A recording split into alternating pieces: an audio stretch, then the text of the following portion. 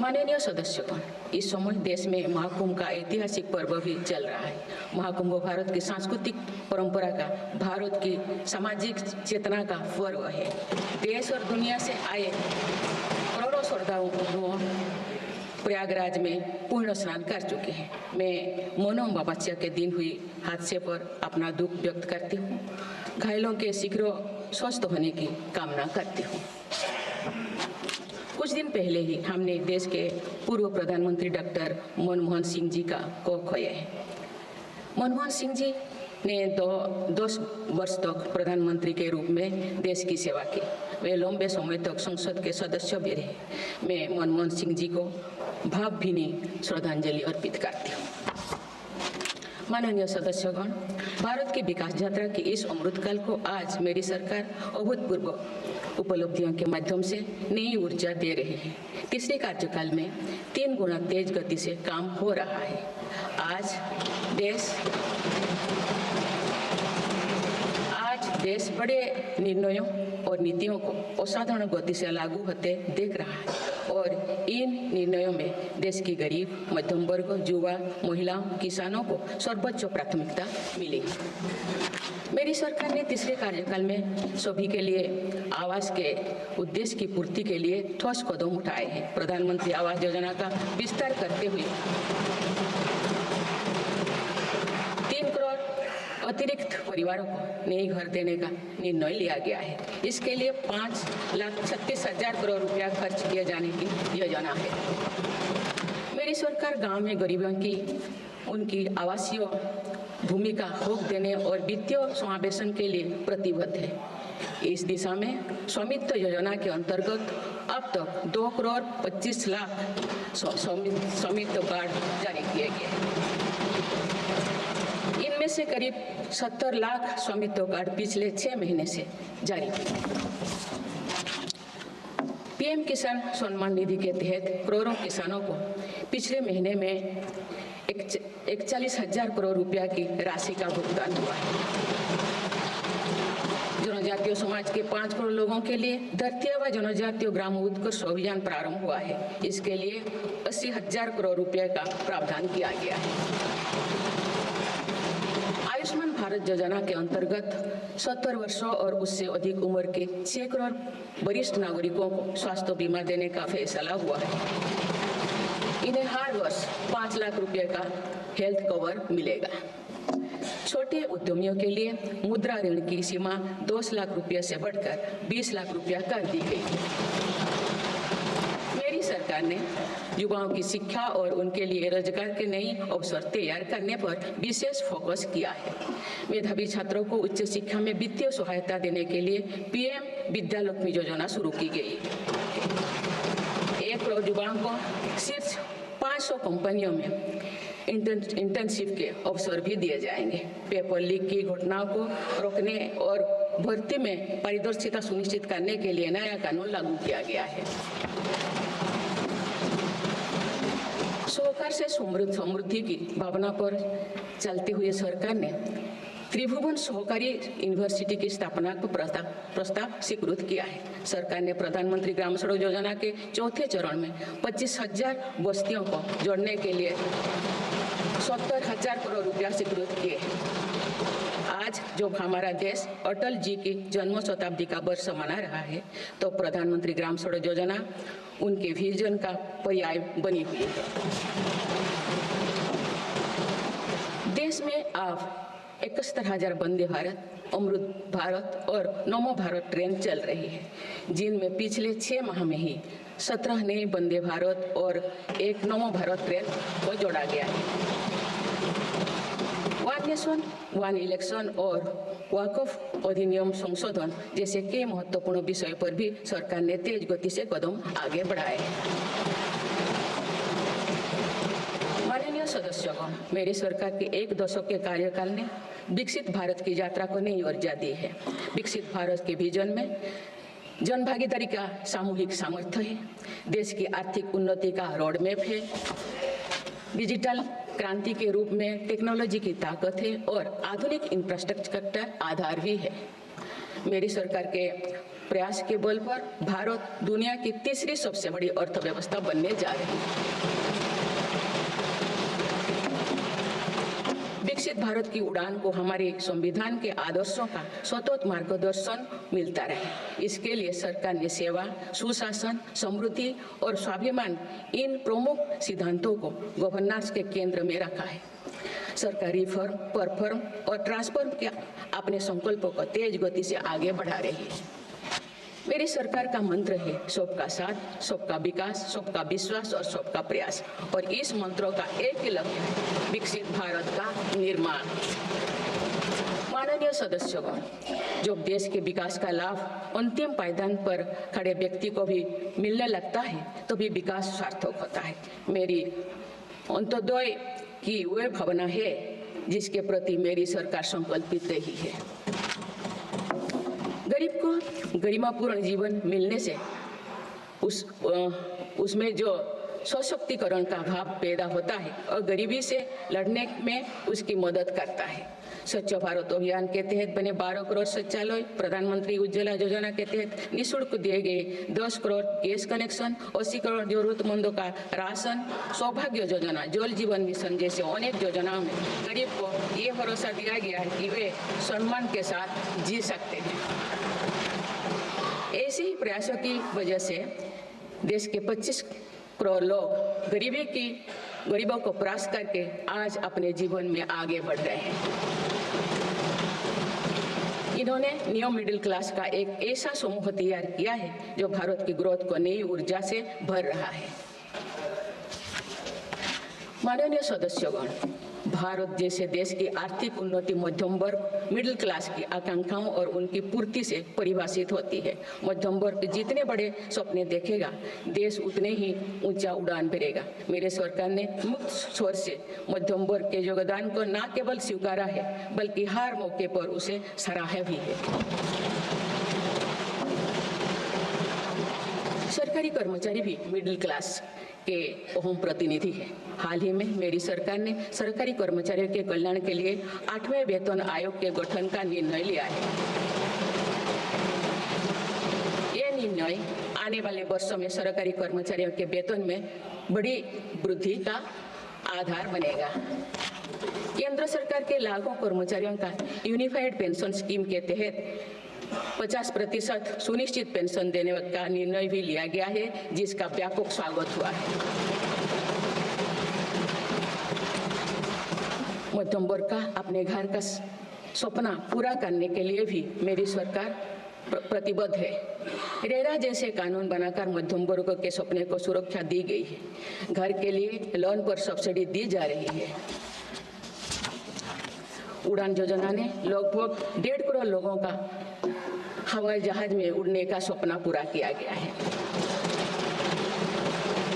जन औषधि केंद्रों में 80% रियायती दरों पर मिल रही दवाओं से देशवासियों की 30,000 करोड़ रुपये से ज़्यादा बचे हैं। हर विषय की पढ़ाई के लिए सीटों की संख्या में भी कई गुना बढ़ोतरी का बहुत लाभ मध्यम वर्गों को मिला है। राष्ट्र निर्माण में करदाता के योगदान को मेरी सरकार ने सम्मान देते हुए टैक्स से जुड़े मसलों को आसान किया है। टैक्स विवादों को कम करने के लिए फेसलेस मूल्यांकन की शुरुआत कर पारदर्शिता बढ़ाई गई है।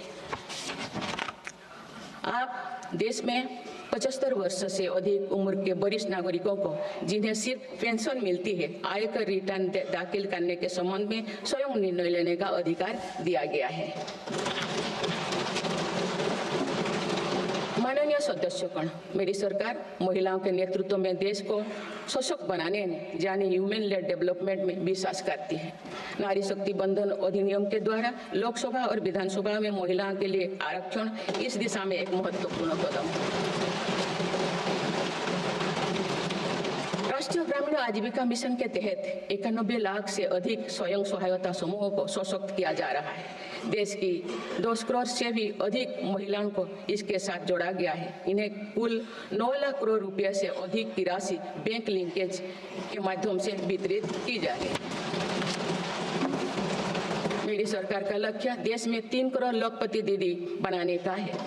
आज 1 करोड़ 15 लाख से भी अधिक लाखपति दीदी एक गरिमामयी जीवन जी रहे हैं। इनमें से लगभग 50 लाख लाखपति दीदी बीते 6 महीने में बनी है। ये महिलाएं एक उद्यमी एक के रूप में अपने परिवार के आय में योगदान दे रहे हैं। इंश्योरेंस फॉर ऑल की भावना के साथ कुछ महीने पूर्व ही बीमा सखी अभियान भी शुरू किया गया है। हमारे बैंकिंग और डिजी पेमेंट्स सखियां दूर दराज के इलाकों में लोगों को वित्तीय व्यवस्था से जुड़ने में महत्वपूर्ण भूमिका निभा रहे हैं। कृषि सखियां नेचुरल फार्मिंग के बढ़ावा दे रही हैं और पशु पक्षी सखियां के माध्यम से हमारा पशुधन मजबूत हो रहे हैं। ड्रोन दीदी योजना महिलाओं के आर्थिक और तकनीकी सशक्तिकरण का माध्यम बने हैं। ये इस संसद के लिए गौरव का विषय है कि बड़ी संख्या में भारत की बेटियां लड़ाकू विमान उड़ा रही हैं, पुलिस में भर्ती हो रही हैं और कॉर्पोरेट कंपनियों का नेतृत्व भी कर रहे हैं। मेरी सरकार के निर्णय के बाद बालिकाओं की भर्ती राष्ट्रीय मिलिट्री स्कूलों में प्रारंभ हो गई है। नेशनल डिफेंस एकेडमी में भी महिला कैडेट्स को भर्ती शुरू की गई है। हमारी बेटियां आज ओलंपिक में मेडल लाकर देश को भी गौरवान्वित कर रही हैं। मैं भारत की संसद के माध्यम से देश की नारी शक्ति को विशेष बधाई देती हूँ। माननीय सदस्यगण, पिछले एक दशक में देश के हर बड़े प्रयास का दायित्व आगे बढ़कर भारत के युवाओं को उठाना पड़ा है। आज हमारा युवा स्टार्टअप स्पोर्ट्स से लेकर स्पेस तक हर फील्ड में देश का नाम रोशन कर रहे हैं। माय भारत पोर्टल के जरिए लाखों युवा राष्ट्र निर्माण के कार्य से जुड़ रहे हैं। पिछले एक दशक में मेक इन इंडिया, आत्मनिर्भर Bharat, startup India, stand up India और डिजिटल इंडिया जैसी पहल ने युवाओं को रोजगार के अनेक अवसर प्रदान किए हैं। पिछले 2 वर्षों में सरकार ने रिकॉर्ड संख्या में 2 लाख स्थायी सरकारी नौकरियां प्रदान की गई। मेरी सरकार ने युवाओं के बेहतर कौशल और नई अवसरों के सृजन के लिए 2 लाख करोड़ रुपया का पैकेज स्वीकृत किया है। 1 करोड़ युवाओं के लिए इंटर्नशिप की व्यवस्था से युवाओं को ग्राउंड पर काम करने का अनुभव प्राप्त होगा। आज देश में 1.5 लाख से अधिक स्टार्टअप है जो इनोवेशन के स्तंभ के रूप में उभर रहे हैं। 1000 करोड़ रुपया की लागत से स्पेस सेक्टर में वेंचर कैपिटल फंड की शुरुआत की गई है। US world future skill index 2025 में भारत विश्व में दूसरे नंबर पर पहुंच गया है। यानी फ्यूचर ऑफ वर्क श्रेणी में एआई और डिजिटल टेक्नोलॉजी अपनाने में भारत दुनिया को रास्ता दिखा रहा है। ग्लोबल इनोवेशन इंडेक्स में भी भारत की रैंकिंग 76 से सुधरकर 39 हो गई है। माननीय सदस्यगण, मेरी सरकार राष्ट्रीय शिक्षा नीति के माध्यम से विद्यार्थियों के लिए आधुनिक शिक्षा व्यवस्था तैयार कर रही है। कोई भी शिक्षा से वंचित ना रहे, इसीलिए मातृभाषा में शिक्षा के अवसर दिए जा रहे हैं।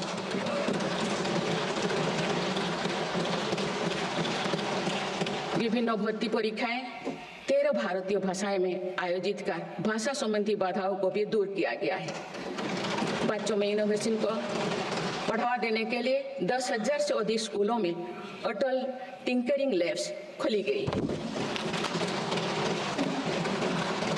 ये जो डूइंग रिसर्च के लिए हाल ही में 1 नेशन 1 सब्सक्रिप्शन स्कीम लागू कर गया है। इससे अंतर्राष्ट्रीय शोध की सामग्री निःशुल्क उपलब्ध हो सकेगी। पिछले 1 दशक में उच्च शिक्षण संस्थाओं की संख्या बढ़ी है। इनकी गुणवत्ता में भी व्यापक सुधार हुआ है। यूएस विश्व यूनिवर्सिटी एशिया रैंकिंग में हमारे 163 विश्वविद्यालय शामिल हुई है। नालंदा विश्वविद्यालय के नए कैंपस का शुभारंभ कर शिक्षा में भारत का पुराना गौरव वापस लाया गया है। वो दिन भी दूर नहीं जो भारत में निर्मित गगनयान में एक भारतीय नागरिक अंतरिक्ष में जाएगा। कुछ दिन पहले स्पेस डॉकिंग में सफलता ने भारत के अपने स्पेस स्टेशन का मार्ग और आसान कर दिया गया। कुछ दिन पहले इसरो ने अपना 100वां लॉन्च करते हुए सैटेलाइट के सफलतापूर्वक स्थापित किए। मैं इस उपलब्धि के लिए भी इसरो को और सभी देशवासियों को बधाई देती हूँ। माननीय सदस्यों, मेरी सरकार ने देश में विश्व स्तरीय स्पोर्ट्स वातावरण बनाने की दिशा में खोले खेलो India scheme, target Olympic podium scheme यानी स्टॉप्स राष्ट्रीय स्पोर्ट्स यूनिवर्सिटी स्थापित करके देश को आगे कदम बढ़ाए। दिव्यांग के लिए ग्वालियर में विशेष खेल केंद्र खोला गया है। भारत की टीमों में चाहे ओलंपिक हो या फिर पैरालंपिक, हर जगह बेहतरीन प्रदर्शन किया गया है। हाल ही में विश्व शतरंज चैंपियनशिप में भी भारत ने अपना परचम लहराया। फिट इंडिया मूवमेंट से लगाकर हम सशक्त युवा शक्ति का निर्माण कर रहे हैं।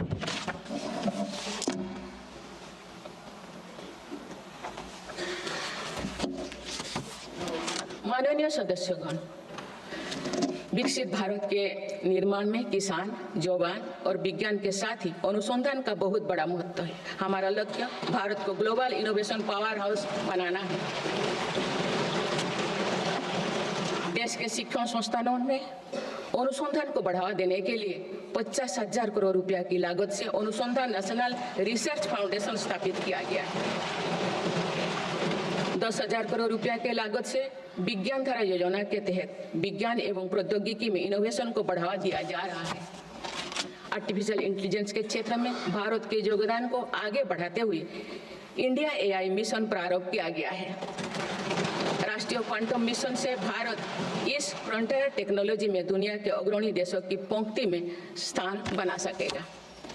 मेरी सरकार देश में बायो मैन्युफैक्चरिंग को बढ़ावा देने के उद्देश्य से बायो ई-ट्री पॉलिसी लाई है। ये पॉलिसी भविष्य की औद्योगिक क्रांति का सूत्रधार होगा। बायो इकोनॉमी का उद्देश्य प्राकृतिक संसाधनों का कुशल उपयोग करना है, जिससे पर्यावरण को संरक्षित करते हुए रोजगार के नए अवसर पैदा होगा। माननीय सदस्यगण, मेरी सरकार ने अर्थव्यवस्था को पॉलिसी पैरालिसिस जैसे परिस्थितियों से उबरने के लिए मजबूत इच्छा शक्ति के साथ काम किया है।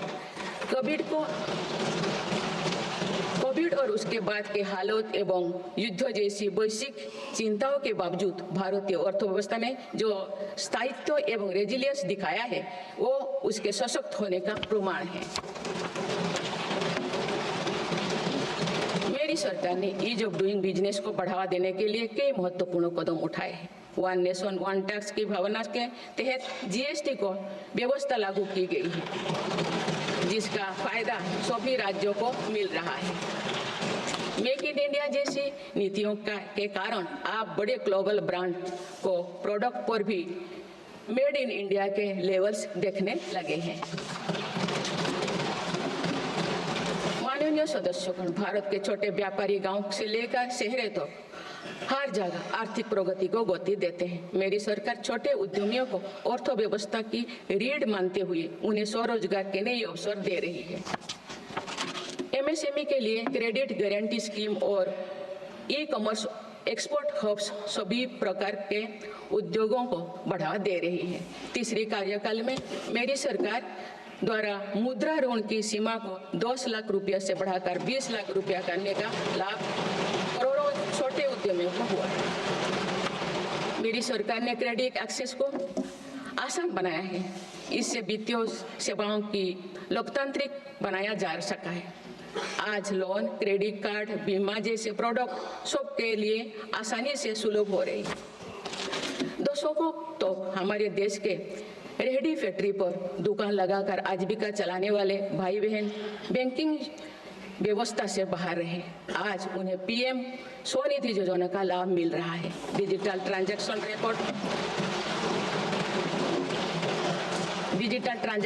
रिकॉर्ड के आधार पर उनको बिजनेस बढ़ाने के लिए और लोन मिलता है।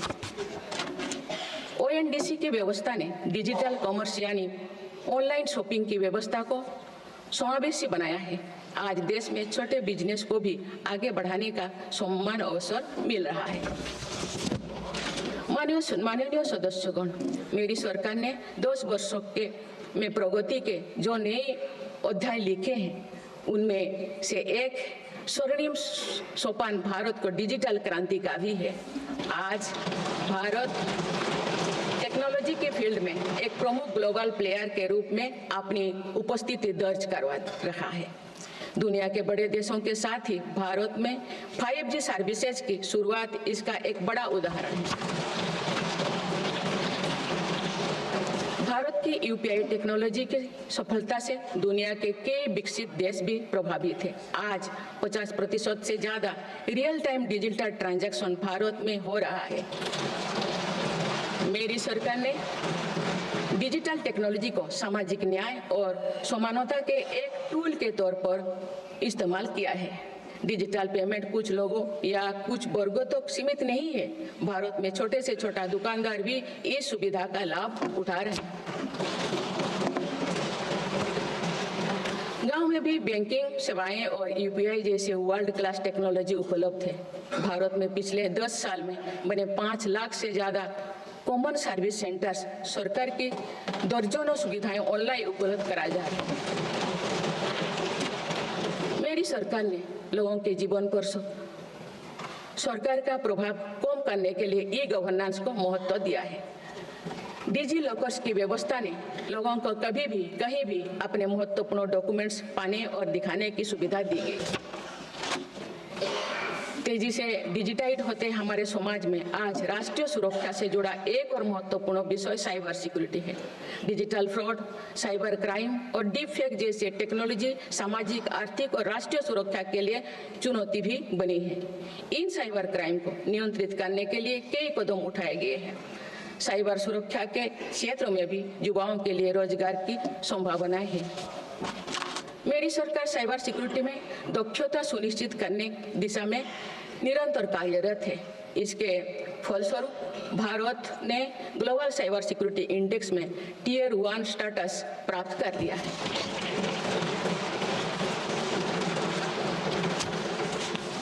माननीय सदस्यगण, किसी भी देश का आधुनिक इंफ्रास्ट्रक्चर ने केवल उसके नागरिकों को एक बेहतर जीवन एवं देश को नई पहचान देता है, बल्कि देश को एक नया आत्मविश्वास भी देता है। बीते दशक में भारत ने वर्ल्ड क्लास इंफ्रास्ट्रक्चर निर्माण के कई माइलस्टोन तय किए हैं। इस आधुनिक इंफ्रास्ट्रक्चर से दुनिया में भारत की छवि मजबूत हुई है। इन्वेस्टर्स का भारत के प्रति भरोसा बढ़ा है, उपयोग को बल मिला है और नए रोजगार का निर्माण हो रहा है। मेरी सरकार देश के हर हिस्से को हाईवे, एक्सप्रेसवे से कनेक्ट करने के लिए मिशन मोड में काम कर रही है। पीएम गति शक्ति नेशनल मास्टर प्लान के द्वारा परियोजना को पूरा करने की गति तेज हुई है। 2 साल पहले बुनियादी ढांचे का बजट लगभग 2 लाख करोड़ रुपया था, जो पिछले बजट में बढ़कर 11 लाख करोड़ रुपया से अधिक हो गया।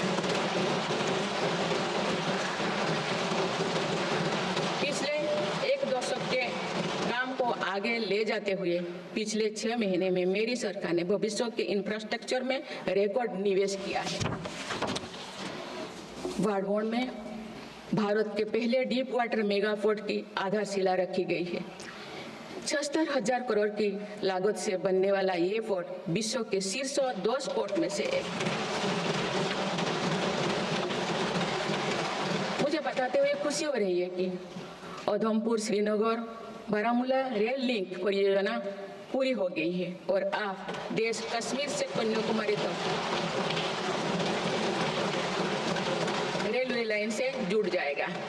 इस महत्वाकांक्षी परियोजना के तहत चेनाब ब्रिज का निर्माण हुआ है, जो विश्व का सबसे ऊंचा रेल ब्रिज है। साथ ही आंधी ब्रिज देश का पहला रेल केबल ब्रिज बना है। सिंकुन ला सुरंग पर काम भी सफलतापूर्वक आगे बढ़ रहा है। निकट भविष्य में पूरी होने पर यह विश्व की सबसे ऊंचा सुरंग हो। इससे लद्दाख और हिमाचल प्रदेश के बीच 12मासी संपर्क बना रहेगा।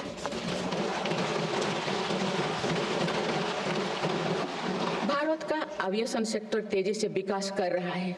देश की एयरलाइन कंपनियों ने 1700 से अधिक नए विमानों के ऑर्डर दिए हैं। इतनी बड़ी संख्या में आने वाले विमानों के परिचालन के लिए हम एयरपोर्ट्स का विस्तार कर रहे हैं। पिछले एक दशक में देश के एयरपोर्ट्स की संख्या 2 गुनी हो गई।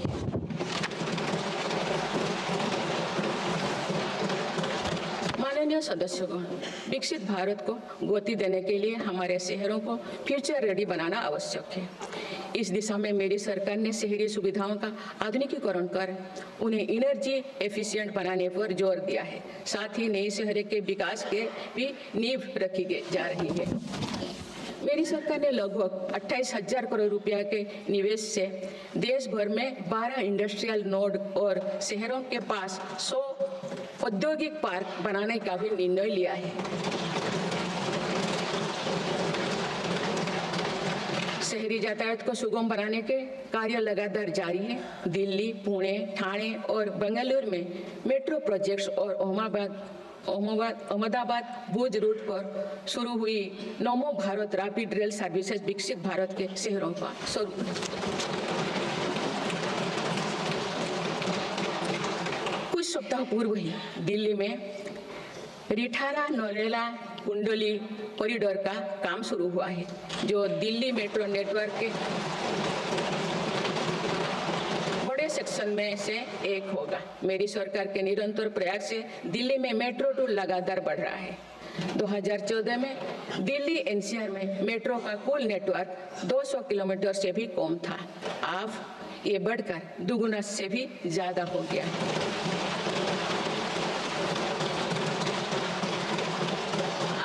ये बताते हुए बेहद प्रसन्नता हो रही है कि भारत का मेट्रो नेटवर्क अब 1000 किलोमीटर के माइलस्टोन को पार कर चुका है।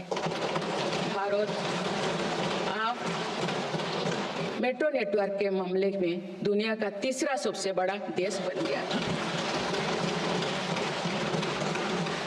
लगभग 8,000 करोड़ रुपया के खर्च से देश में 52,000 इलेक्ट्रिक बस चलाने का भी निर्णय हुआ है। इससे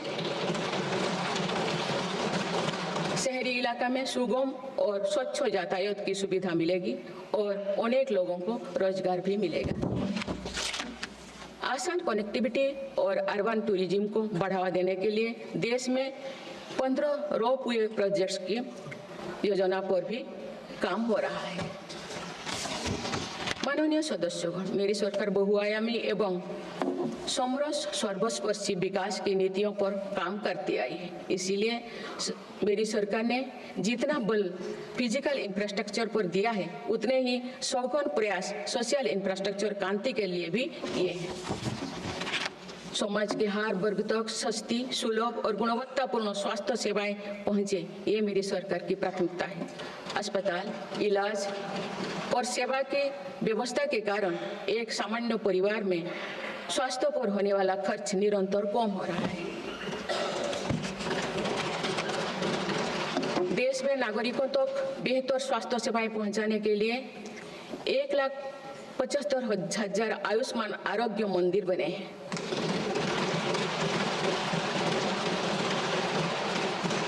देश में कैंसर मरीजों की बढ़ती संख्या और इलाज में होने वाले खर्च को देखते हुए अनेक कैंसर दवाओं को कस्टम ड्यूटी में से मुक्त कर दिया गया है।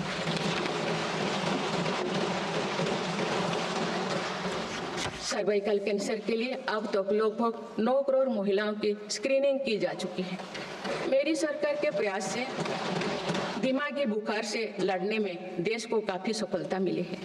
इससे होने वाले मृत्यु दर अब घटकर 6% रह गए। राष्ट्रीय टीबी उन्मूलन कार्यक्रम के अंतर्गत टीबी के मरीजों की संख्या भी घटी है। मेरी सभी देशवासियों और माननीय सांसदों से आग्रह है कि हम सब मिलकर टीबी मुक्त भारत के अभियान को सफल बनाने में अपना योगदान दें। भारत में मातृ मृत्यु दर और शिशु मृत्यु दर में भी व्यापक सुधार हुआ है।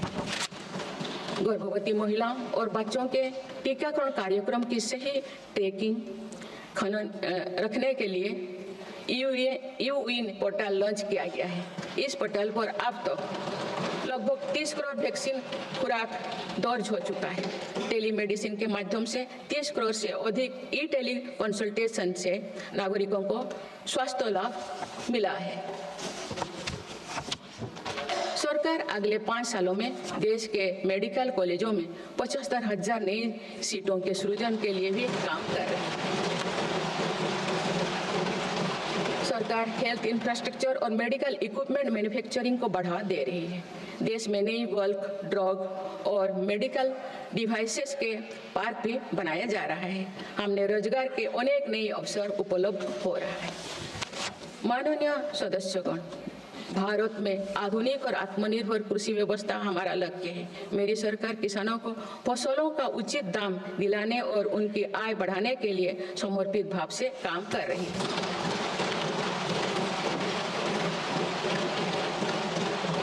वर्ष 2023-24 में रिकॉर्ड 332 मिलियन टन अनाज उत्पादन हुआ है और आज भारत विश्व का सबसे बड़ा दूध, दाल और मसालों का उत्पादक है। सरकार ने खरीफ और रबी फसलों के एमएसपी में निरंतर बढ़ोतरी की है। पिछले 10 दशक में धान, गेहूं, दलहन, तिलहन और मोटे अनाज की खरीद पर 3 गुना ज्यादा राशि खर्च की गई है। पिछले 6 महीने में फसलों की जलवायु अनुकूल, बायो फोर्टिफाइड और अच्छी उपज देने वाले 109 उन्नत प्रजातियां किसानों को सौंपी गई है। देश में कृषि इंफ्रास्ट्रक्चर को सुदृढ़ करने के लिए सरकार ने कृषि इंफ्रास्ट्रक्चर फंड योजना के दायरे का विस्तार किया है। इससे ग्रामीण क्षेत्र में रोजगार को और बढ़ावा मिलेगा। देश में तिलहन उत्पादन को बढ़ावा देने और खाद्य तेलों में आत्मनिर्भरता प्राप्त करने के उद्देश्य से national mission on oil seeds को स्वीकृति दी गई है। प्राकृतिक खेती को बढ़ावा देने के लिए भी राष्ट्रीय मिशन चलाया जा रहा है। इस वर्ष की शुरुआत में ही किसानों को सस्ती दरों में डीएपी की उपलब्धता सुनिश्चित करने के लिए विशेष पैकेज की अवधि की बढ़ाया गया है। मत्स्य पालन को बढ़ावा देने के लिए 11 एकीकृत एक्वा पार्क की स्थापना की गई है। माननीय सदस्यगण, कुछ सप्ताह पूर्व ही भारत मौसम विज्ञान विभाग के 150 साल पूरी हुई है। वेदर रेडी और क्लाइमेट स्मार्ट भारत के लिए मेरी सरकार ने 2000 करोड़ रुपए की लागत से मिशन मौसम प्रारंभ किया है, जिसका लाभ हमारे किसानों को भी मिलेगा। बाबा साहेब अम्बेडकर के विजन पर चलते हुए देश के सूखाग्रस्त इलाकों में सिंचाई और पीने के पानी उपलब्ध कराने के लिए मेरी सरकार ने 2 ऐतिहासिक रिवर इंटरलिंकिंग परियोजनाओं पर काम आगे बढ़ाया है। 44,000 करोड़ रुपये से अधिक लागत की कीन बेतवा लिंक परियोजना में मध्य प्रदेश और उत्तर प्रदेश के लाखों ग्रामीण भाई बहन का लाभ मिलेगा। संशोधित पार्वती कालीमेघी चंबल लिंक परियोजना में राजस्थान और मध्य प्रदेश में सिंचाई और पीने के पानी की आवश्यकता की पूर्ति। पोलावरम सिंचाई परियोजना को पूरा करने के लिए 12,000 करोड़ रुपया की अतिरिक्त राशि भी स्वीकृत की गई है। माननीय सदस्यगण, हमारे 8 लाख सहकारी संस्थाएं एवं उनके 19 करोड़ हितधारक सदस्य ग्रामीण भारत के करीब 90% क्षेत्र का प्रतिनिधित्व करते हैं। बीते वर्षों में शहरी क्षेत्रों में भी सहकारी संस्थाओं का विस्तार हुआ है। सहकारी सेक्टर के आर्थिक सशक्तिकरण के लिए उठाए गए विभिन्न कदमों के फलस्वरूप रोजगार के अनेक अवसर सृजित हो गए हैं। वर्ष 2025 को अंतर्राष्ट्रीय सहकारिता वर्ष के रूप में मनाया जा रहा है, जिसमें भारत अपना महत्वपूर्ण योगदान देगा।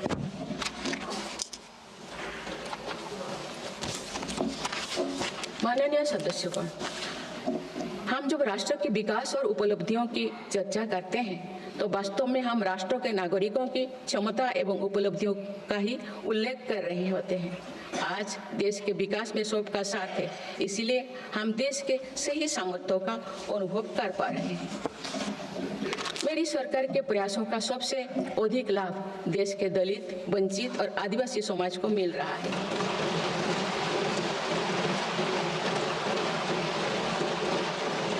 आज़ादी के दशकों बाद भी हमारे जिस जनजातीय एवं आदिवासी समाज की उपेक्षा होती रही, मेरी सरकार ने उसके कल्याण को पहली प्राथमिकता दी है।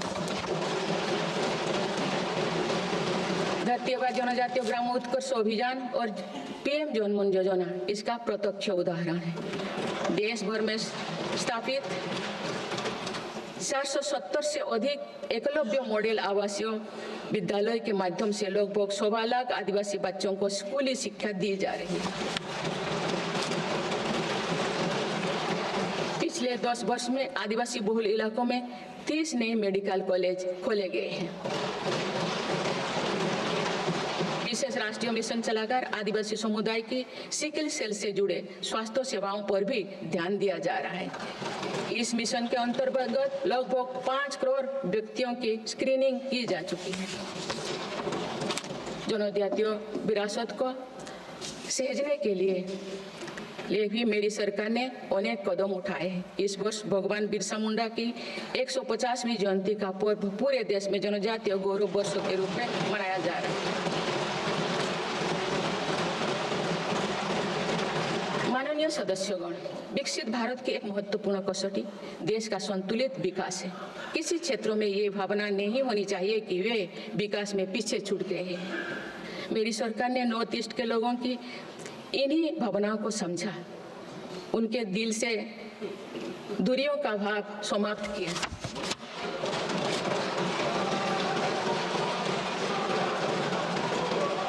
से अधिक शांति समझौते को कर सरकार ने अनेक गुटों को शांति के मार्ग से जोड़ने का काम किया है।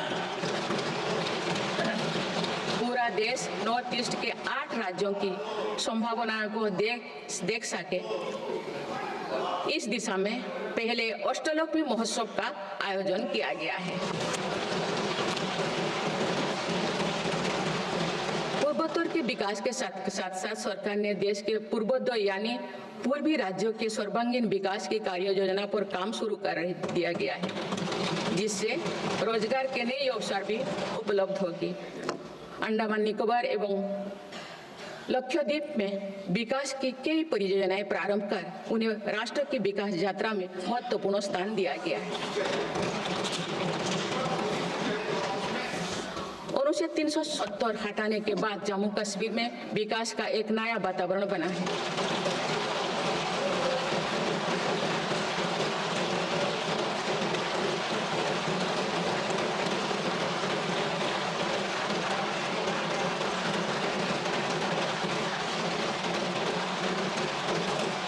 जम्मू कश्मीर में लोकसभा चुनाव एवं विधानसभा चुनाव अत्यंत शांतिपूर्ण माहौल में संपन्न हुए। जम्मू कश्मीर के लोग इसके लिए बधाई के पात्र हैं। माननीय सदस्यगण, राष्ट्र या समाज की सफलता समावेशी एवं सर्वस्पर्शी तभी होती है जब वो सिद्धांतों से प्रेरित हो। इसलिए मेरी सरकार ने उन मौलिक सिद्धांतों को हमेशा अपने कार्यनीति के केंद्र में रखा, जिनका निर्देश हमारे संविधान ने दिया है।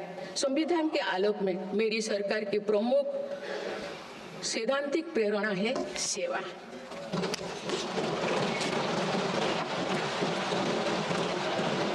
मेरी सरकार मानती है कि 140 करोड़ देशवासियों की सेवा ही सरकार का प्रमुख कर्तव्य है। इस दिशा में सरकार पूरी संवेदनशीलता से काम कर रही है। समाज के पिछड़े वर्ग और सफाई कर्मचारियों को आसान लोन मुहैया कराने के लिए पीएम सूरज योजना का विस्तार किया गया है। सरकारी योजनाओं का लाभ दिव्यांगजनों तक पहुंचाने के लिए 1 करोड़ से अधिक दिव्यांग पहचान पत्र जारी किए गए हैं। स्वच्छता सैनिकों के लिए चलाई जा रही नमस्ते योजना का विस्तार कर अब स्वच्छता का बीड़ा उठाने वाले भाई बहनों को भी इसमें शामिल किया गया है। विकसित भारत की यात्रा में कोई भी छूटने ना पाए, इस ध्येय के अनुरूप मेरी सरकार सैचुरेशन अप्रोच के साथ काम कर रही है। माननीय सदस्यगण, बीता दशक भारत की सांस्कृतिक चेतना के पुनः जागरण का दशक रहा है।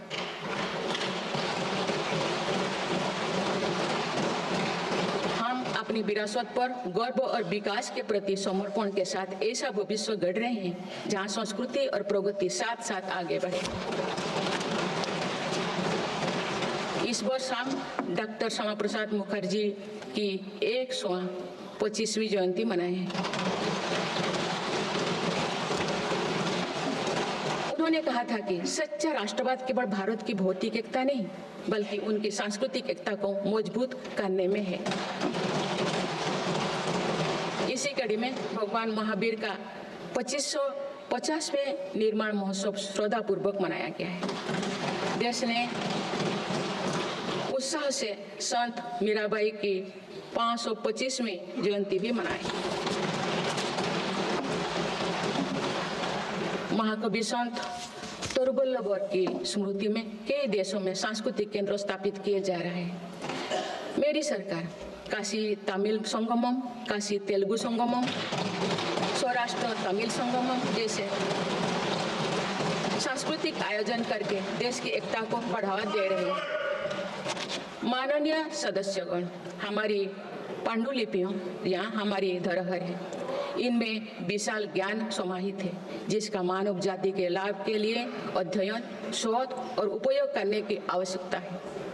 उन्होंने प्रौद्योगिकी का उपयोग करके पांडुलिपियों के डिजिटाइजेशन और संरक्षण का कार्य मिशन मोड पर प्रारंभ किया जा रहा है। देश की विरासत का एक महत्वपूर्ण स्तंभ हमारी समृद्ध भाषा संस्कृति है।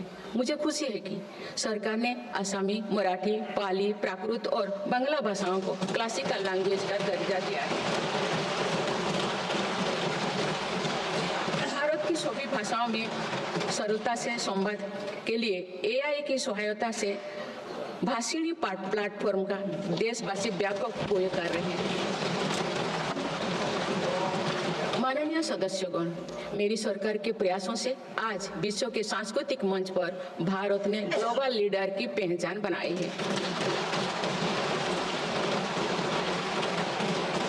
सभी एशियाई बौद्ध देशों को आपस में जोड़ने के लिए मेरी सरकार ने पहली एशियाई बुद्धिस्ट कॉन्फ्रेंस का आयोजन किया। पिछले वर्ष वर्ल्ड हेरिटेज कमेटी की बैठक का आयोजन भी भारत में हुआ जिसमें 140 देशों ने भाग लिया। अंतर्राष्ट्रीय योग दिवस के माध्यम से पूरा विश्व आज भारत की योग परंपरा को अंगीकार कर रहा है। माननीय सदस्यगण, प्रगति की भव्य इमारत को नई बुलंदियों तक ले जाने के लिए मजबूत स्तंभों की जरूरत होती है। भारत के विकास के लिए मेरी सरकार ने रिफॉर्म, परफॉर्म और ट्रांसफॉर्म के ऐसे ही 3 मजबूत स्तंभ बनाए हैं। आज ये सब पूरी दुनिया में भारत के नए गवर्नेंस मॉडल का पर्याय बन गए हैं। सरकार ने संविधान के लागू होने से पहले बने कानूनों की विस्तृत समीक्षा की है। कई कानूनों को निरस्त या संशोधन किया जा रहा है ताकि पूरा तंत्र वर्तमान सामाजिक और आर्थिक चुनौतियों का सामना कर सके। सरकार अब तक 1500 से अधिक पुराने और अनावश्यक कानूनों को निरस्त कर चुके हैं। गुलामी के कानूनों को हटाकर दंड संहिता के स्थान पर न्याय संहिता लागू किए गए। जन विश्वास और जन भागीदारी के साथ मेरी सरकार जनता का जीवन सुगम बनाने पर कार्य कर रही है। विवादों को निपटाने के लिए विवाद से विश्वास की पहल की गई है। इसी भावना के साथ सरकार ने 40,000 से अधिक नियमों का कम या सरल किया है और 3500 प्रावधानों को अपराध मुक्त किया है। मेरी सरकार ने देश के अत्यंत पिछड़े इलाकों में आकांक्षी जिला कार्यक्रम प्रारंभ कर सुशासन का एक अनूठा प्रयोग किया है। इस कार्यक्रम से इन जिलों में स्वास्थ्य, पोषण, कृषि, सामाजिक विकास और शिक्षा जैसे विभिन्न मापदंडों में उल्लेखनीय प्रगति हुई। UNDP की एक रिपोर्ट में इस पहल की बहुत सराहना की गई है। इस सफलता से प्रेरित होकर अब देश के 500 आकांक्षा ब्लॉक में भी समग्र विकास हेतु अभियान प्रारंभ किया गया। सुशासन पर ध्यान केंद्रित करते हुए आई गोट कर्मयोगी डिजिटल प्लेटफॉर्म बनाया गया है, जिससे सरकारी कर्मियों को अपनी दक्षता बढ़ाकर कर्मयोगी बनाने का प्रोत्साहन मिल रहा है। इस प्लेटफॉर्म पर 1700 पाठ्यक्रमों उपलब्ध है और अब तो 2 करोड़ से अधिक प्रशिक्षण पूर्ण किए गए। माननीय सदस्यों, इस वर्ष देश सरदार वल्लभ भाई पटेल की 150वीं जयंती मना रहे हैं। उनकी प्रेरणा से मेरी सरकार राष्ट्र प्रथम की भावना को लेकर आगे बढ़ रही है। देश की सीमाओं की रक्षा और आंतरिक सुरक्षा सुनिश्चित करने के लिए सरकार ने ऐतिहासिक कार्य किए हैं। विशेषकर रक्षा क्षेत्र में आत्मनिर्भरता में हमें बहुत उत्साहजनक परिणाम मिले हैं। हम मेक इन इंडिया से मेक फॉर द वर्ल्ड की ओर बढ़े हैं। इससे देश में रोजगार के नए अवसर भी बन रहे हैं। कुछ दिन पहले एक ऐतिहासिक पल में देश में बने 2 युद्धपोतों और 1 पनडुब्बी को भारतीय नौसेना में कमीशन किया गया है। देश में डिफेंस इंडस्ट्रियल कॉरिडोर की स्थापना और डिफेंस स्टार्टअप्स को प्रोत्साहन देकर हम आत्मनिर्भरता का और स्वरोजगार को मजबूती दे रहे हैं। सीमाओं की रक्षा के साथ साथ देश के सीमावर्ती क्षेत्र का विकास भी हमारी रणनीति का अहम हिस्सा है। सीमा क्षेत्र की सड़कें और अटल टनल, सेला टनल, सोनमर्ग टनल जैसे आधुनिक इंफ्रास्ट्रक्चर से रक्षा और पर्यटन का बढ़ावा मिला है। सीमा पर स्थित देश के प्रथम गांव में वाइब्रेंट विलेज कार्यक्रम प्रारंभ किया गया है। वामपंथी उग्रवाद को समाप्त करने के लिए के अंतिम चरण की भी शुरुआत हो चुकी है। सरकार के प्रयासों से वामपंथी उग्रवाद प्रभावित जिलों की संख्या 126 से घटकर अब 38 तक आ गई। माननीय सदस्यगण, वैश्विक अस्थिरता के वातावरण में भारत आर्थिक, सामाजिक और राजनैतिक स्थिरता का स्तंभ बनकर विश्व के सामने आदर्श प्रस्तुत कर रहा है। चाहे G7 समिट हो या क्वाड, ब्रिक्स, एससीओ हो या G20, भारत के सामर्थ्य, नीति और नियत पर पूरे विश्व ने भरोसा जताया है।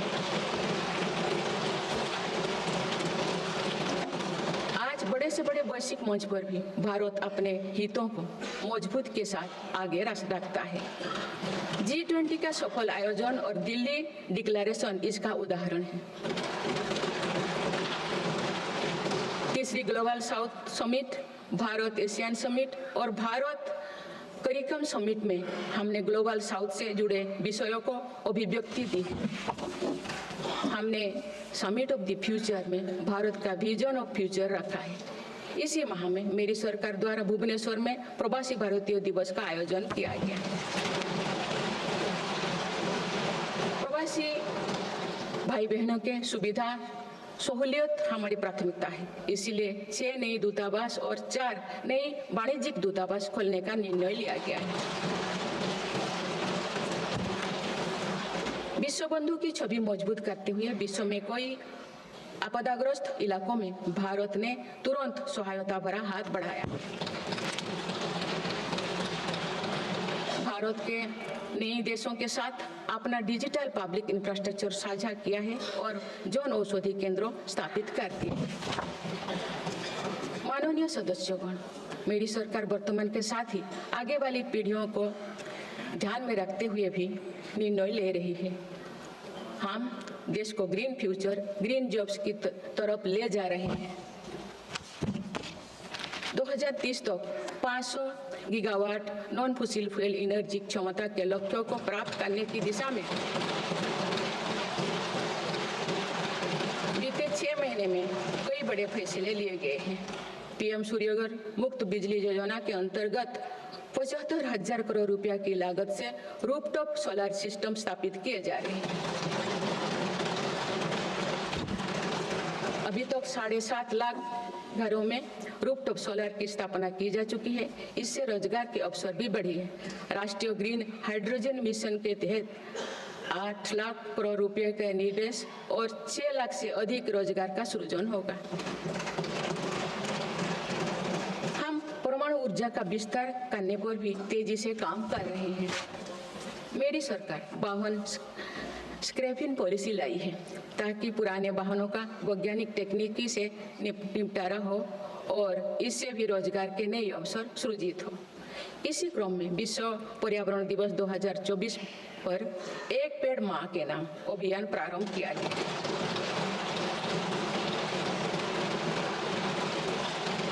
इस पहल में करोड़ों देशवासियों ने बढ़ चढ़कर हिस्सा लिया है। इस अभियान की पूरी विश्व में सराहना की गई है। माननीय सदस्यों, हमारे भारत 140 करोड़ आबादी वाला देश है। हमारे यहाँ भिन्न भिन्न राज्य, भिन्न भिन्न क्षेत्र, भिन्न भिन्न भाषाएं हैं, परंतु एक राष्ट्र के रूप में हमारी एक ही पहचान है, वो है भारत।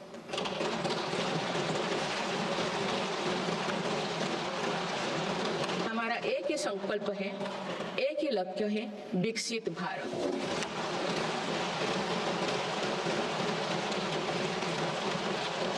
आने वाले वर्षों में देश को विकसित राष्ट्र बनाने के लिए हम सभी दृढ़ संकल्पित हैं। इस संकल्प में देश के शहीदों की प्रेरणाएं हैं, पूज्य बापू के मानवीय आदर्श है और सरदार पटेल जी जैसे माँ भारती की संतानों द्वारा हमें दिलाई गई एकता की शपथ है। हमें इन प्रेरणाओं को आगे रखते हुए एकता के इस सामर्थ्य से विकसित भारत के संकल्पों को पूर्ण करना है। आइए हम एक बार फिर एकता के संकल्पों को दोहराएं और भारत के सपनों को पूरा करने के लिए कटिबद्ध हो। जब हम साथ मिलकर बढ़ेंगे तो हमारी भावी पीढ़ियां 2047 में अवश्य विकसित, सशक्त, समर्थ और समृद्ध भारत देखेंगे।